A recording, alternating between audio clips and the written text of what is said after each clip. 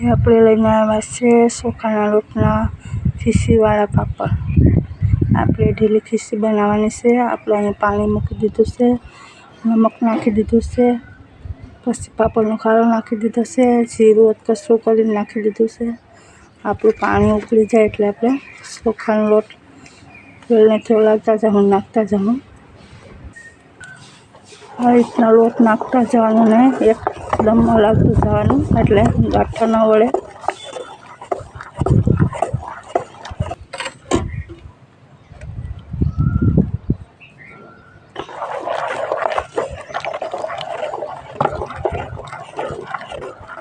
એકદમ પાકવા દેવાની છે આપણે ઢીલી।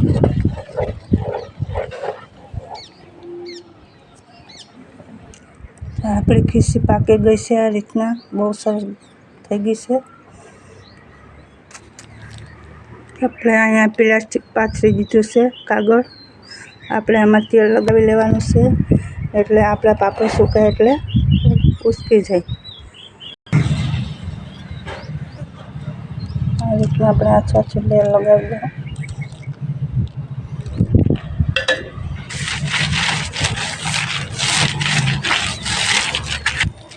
આ રીતના આપણે ચમચાની મદદથી આ રીતના પાપડ આપણે બનાવી લેવું।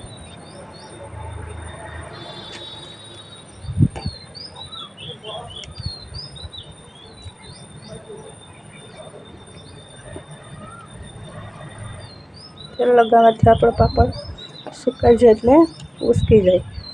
તેલ ન લગાવો તો પાપડ ચોંટી જાય। આ રીતના ટ્રાય કરીશું, બહુ સરસ લાગે છે અને એકદમ આછા પાપડ બને છે। આ રીતના આપણે બધી પાપડ બનાવી લઈશું।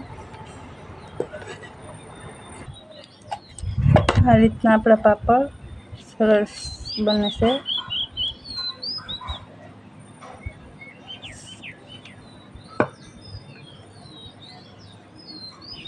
તો આ રીતના આપણા બધા પાપડ તૈયાર થઈ ગયા છે। 15-20 મિનિટ 25 મિનિટમાં આપણા પાપડ આ બધા તૈયાર થઈ ગયા છે વળવાની ઝંઝટ વગર। આ રીતના ટ્રાય કરજો, બહુ સરસ પાપડ બને છે, આછા બને છે। હું તમને સુકાય પછી તળીને બતાવવા, બ્લોકમાં બના રહેજો। પાપડ આ રીતના સુકાઈ ગયા છે।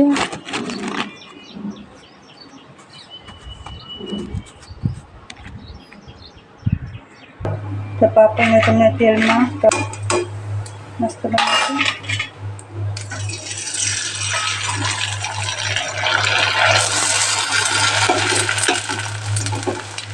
રીતના ટ્રાય કરજો, બહુ સરસ બને છે। નવા પ્રકારના પાપડ વળવાની ઝંઝટ નહીં।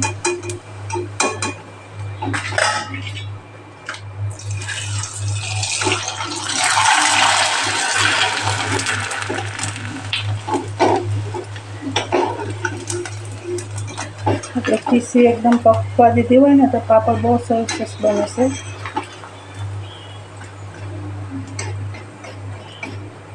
ખીસી જેટલી પાકવા જાય ને એટલો પાપડ સારો બને છે। આ રીતના આપણે બધા પાપડ તળી લીધા છે।